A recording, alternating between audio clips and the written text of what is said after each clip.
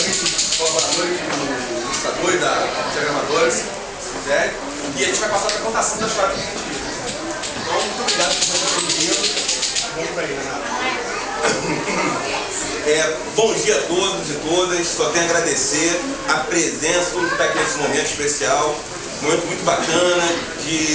É um projeto que ele começou, na verdade, muito tempo atrás, quando eu e Sandro, e depois que nos conhecemos, tem, na verdade, bastante tempo, tem pesquisado culturas do mundo inteiro, e essa aventura é para as crianças entrarem nessa árvore e conhecerem todo mundo, conhecerem as culturas do mundo inteiro, né?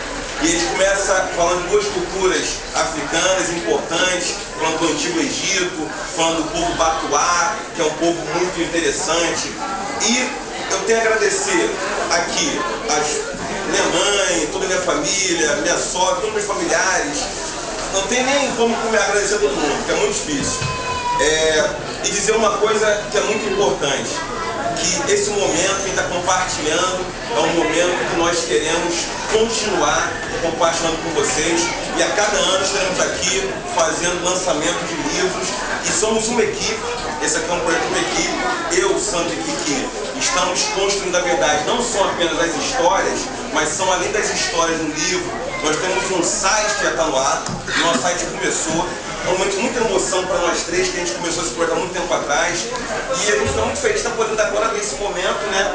Depois de ter iniciado desde 2099, e isso está acontecendo, temos uma pista bem consistente nisso tudo. E só agradecer. E fazer um agradecimento especial ao seu Wilson, que foi meu avô, meu falecido avô Guilherme, e que me contou histórias durante 21 anos da minha vida. Ele me contava uma ou duas histórias por dia. E aí foi uma pessoa que me ajudou a fazer o que eu faço agora, uma pessoa muito importante em memória, o seu Wilson e Kiki e Sandro. Somos uma equipe, nós três, do site e do projeto Naninilo, que é uma coleção que começa. Gente, só agradecer.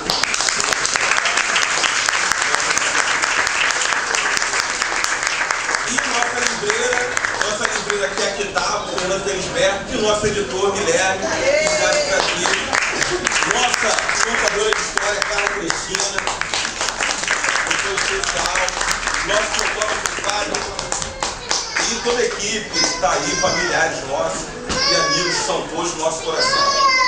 Gente, muito obrigado. E Sara, a grande recreadora, que não podemos esquecer.